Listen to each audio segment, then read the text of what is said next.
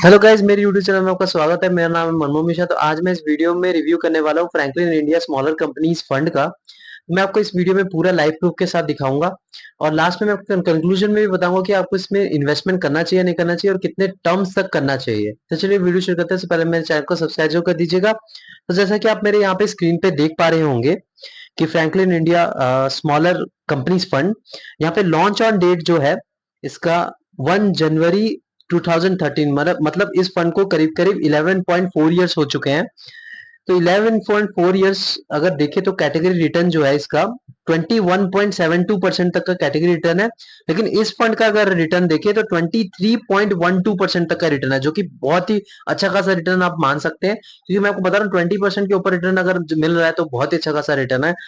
और small cap funds जो होते हैं वो ज्यादा रिस्कियर होते हैं, तो इतना रिस्क के साथ आपको रिवॉर्ड भी ज्यादा मिलता है।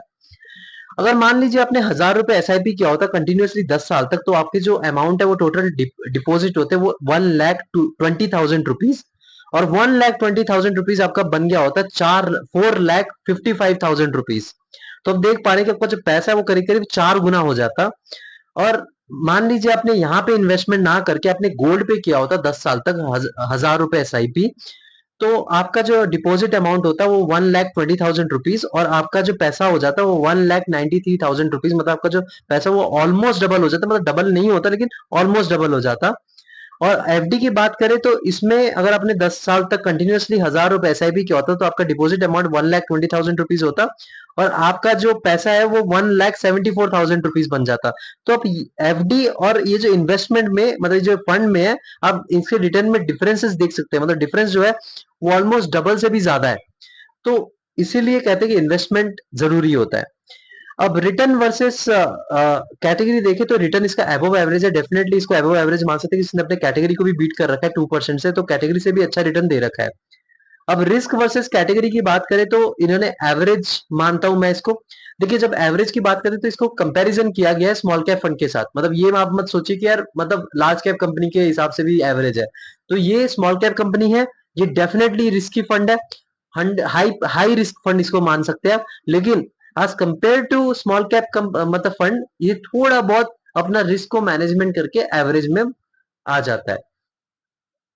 अब इसमें अगर आप मान लीजिए आप इसमें इन्वेस्टमेंट करना चाहते हैं तो मिनिमम एसआईपी आप 500 रुपए से स्टार्ट कर सकते हैं। और वन टाइम इन्वेस्टमेंट करना चाहते हैं, मतलब अगर आप मान लीजिए लमसम करना चाहते हैं तो 5,000 रुपए मिनिमम लमसम है। ये मुझे थोड़ा मतलब गलत लगा।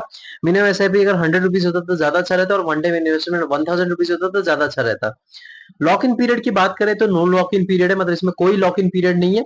आपको कभी भी आप इसमें इन्वेस्टमेंट कर सकते हैं, कभी भी आप इसमें से पैसा विड्रॉ कर सकते हैं। एयूएम की बात करें तो एसेट अंडर मैनेजमेंट तो देखें तो 12,587 करोड़ रुपीज है। तो इतना पैसा अभी इसमें इन्वेस्टेड है। तो बहुत ही अच्छा खासा इन्वेस्टेड है, बहुत ही अच्छा खासा अमाउंट है। तो ईवीएम साइज ठीक ठाक है, मैं मानूंगा ईवीएम में इसको नंबर वन मान सकता हूँ। क्योंकि आप देख सकेंगे मैंने हर एक वीडियो में बता रखा है कि अगर ईवीएम साइज कम है तो वेल एस्टेब्लिश फंड नहीं है, तो थोड़ा बहुत डर रहता है। अगर ईवीएम साइज ज्यादा है तो इसमें क्या होता है, फंड मैनेजर को मैनेजमेंट करने में बड़ी दिक्कत आती है। लेकिन यहाँ पे जो है 12,587 मतलब मॉडरेट ईवीएम है, तो ईवीएम साइज में बहुत ही अच्छा खासा मान सकता हूँ मैं इसे। एक्सपेंस रेशियो की बात करें तो 0.93% तक का एक्सपेंस रेशियो है। मैंने हर एक वीडियो में बता रखा है कि अगर आपका एक्सपेंस रेशियो 1% से नीचे है तभी उसको ठीक ठाक फंड माना जाता है। अगर 1% से ज्यादा है तो उसको कंसिडर मत करिए। तो यहाँ पे अगर देखें तो 0.2 0.1% के पास ही है। तो 1% मतलब मान लीजिए, देखिए एक्सपेंस रेशियो ये होता है कि आपका जो फंड मैनेजर है वो दिमाग लगा के आपका पैसा इन्वेस्टमेंट कर रहा है, तो उसको भी अपना हिस्सा लेना बनता है। तो आप उसको एज ए मैनेजमेंट फीस 0.93% तक दे रहे हैं। मैं आपको बता रहा हूँ 0.93% या 1% कम नहीं होता है। लॉन्ग रन में ये लाखों रुपए का डिफरेंसेस बन जाते हैं।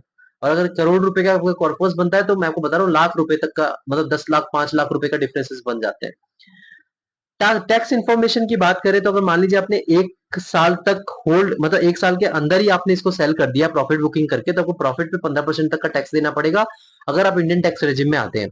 अगर मान लीजिए आपने इसको 1 साल से ज्यादा होल्ड करा तो आप 10% तक का टैक्स देना पड़ेगा प्रॉफिट पे, अगर आप इंडियन टैक्स रेजिम के अंदर आते हैं तो। इफ अगर मान लीजिए आपने यूनिट को 1 साल के अंदर सेल करा तो आपको 1% तक का एग्जिट लोड भी देना पड़ेगा। मतलब यहाँ पे एक्सपेंस रेशियो भी देना पड़ेगा प्लस एग्जिट लोड भी देना पड़ेगा। मतलब 2% आप लॉस में ही, मतलब 2% तो आपको देना ही पड़ेगा।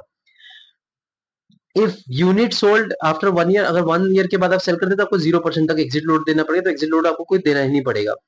अब मार्केट कैपिटल की बात करें तो देखिए मिड कैप में इसका 11.98% तक का कैपिटलाइजेशन है, मतलब इन्होंने इन्वेस्टमेंट किया कर रखा है 12% तक। स्मॉल कैप में इनका 78.24% है, लार्ज कैप में इनका 5% तक है अप्रोक्स। और अदर्स में अगर देखिए मतलब डेप्ट हो गया, कैश हो गया, तो 4.6% तक का इनके इन्वेस्टमेंट है। तो अब देखें तो इन्होंने कम से कम 17, मतलब इन्होंने कम से कम 20 या 22% तक इन्होंने सेफ चलने की कोशिश करी है, लेकिन फिर भी बहुत ज्यादा रिस्क है। आप मान सकते हैं कि 78% स्मॉल कैप मतलब छोटी कंपनीज में इन्वेस्टमेंट है, तो छोटी कंपनी से आपको पता है चलती है तो बहुत ही अच्छा खासा चलती है, जब डूबती है तो बहुत अच्छा खासा डूबती है। थोड़ा ये रिस्क बहुत ज्यादा लेते हैं, तो आप देख पा रहे रिस्क इन्होंने थोड़ा बहुत एडजस्ट करने की कोशिश करी है लार्ज कैप और मिड कैप और डेप्ट में पैसा लगा के। अब सेक्टरल एलोकेशन की बात करें तो इंडस्ट्रियल सेक्टर में इनका सबसे ज्यादा भरोसा है और इन्होंने 29.808% तक का एलोकेशन है। सेकंड पे आता है हमारा फाइनेंशियल सर्विस, जिसमें 21.62% तक का एलोकेशन है। थर्ड पे आता है कंज्यूमर साइक्लिकल, जिसमें 14.72% तक का एलोकेशन है। फोर्थ पे आता है हमारा हेल्थ केयर, जिसमें 7.08% तक का एलोकेशन है। फिफ्थ में आता है बेसिक मटेरियल्स, जिसमें 6.58% तक का एलोकेशन है। सिक्स में आता है रियल एस्टेट, जिसमें 6.15% तक का एलोकेशन है। हमारा सेवंथ में आता है टेक्नोलॉजी, जिसमें 6.12% तक का एलोकेशन है। एट में आता है कंज्यूमर डिफेंसिव, जिसमें 5.24% तक का एलोकेशन है। नाइन में आता है एनर्जी, जिसमें 1.08% तक का एलोकेशन है। और लास्ट में आता है कम्युनिकेशन सर्विसेज, जिसमें 0.58% तक का एलोकेशन है। तो इनका जो मैक्सिमम एलोकेशन है वो industrials, financial service, consumer cyclical sectors में है। अगर मान लीजिए ये तीनों सेक्टर बढ़ती है तो आपका जो इन्वेस्टेड अमाउंट है वो बहुत ज्यादा अच्छा खासा रिटर्न मिलेगा। तो अब देख पा रहे हैं इसमें जो अच्छा खासा डाइवर्सिफाई कर रखा है। अब फंड मैनेजर्स की बात करें तो एक पहले फंड मैनेजर जो आर जन किरमन, जिनका एक्सपीरियंस है 13.25 ईयर्स, जो कि बहुत ही अच्छा खासा एक्सपीरियंस है। सेकंड अगर बात करें जो वो है संदीप मनम, इनका एक्सपीरियंस देखे जाए तो 2.54 ईयर्स का एक्सपीरियंस है। थर्ड में जो है वो अखिल कलूरी, जिनका 1.65 ईयर्स का एक्सपीरियंस है। इस फंड का रेटिंग की बात करें तो 3 आउट ऑफ 5 मैं मानूंगा, क्योंकि ये फंड जो है बहुत ज्यादा रिस्क लेके चलता है और इसका जो मिनिमम एसआईपी है वो बहुत ज्यादा है, 500 रुपए। और एज एन मिडिल क्लास आप देखेंगे तो ज्यादा ही है, और वन टाइम इन्वेस्टमेंट भी है 5,000 रुपए, जो अगर मान लीजिए आप लमसम भी करना चाहते हैं तो 5,000 रुपए ही कर सकते हैं मिनिमम। तो ये थोड़ा मुझे बहुत बुरा लगा। और दूसरी चीज, एक्सपेंस रेशियो कम हो सकता था, बहुत ज्यादा है, 1 के करीब ही, आप 1 ही मान सकते हैं। तो 1% आपको इनका एक्सपेंस रेशियो देना ही पड़ेगा, मतलब इनका हिस्सा देना ही पड़ेगा।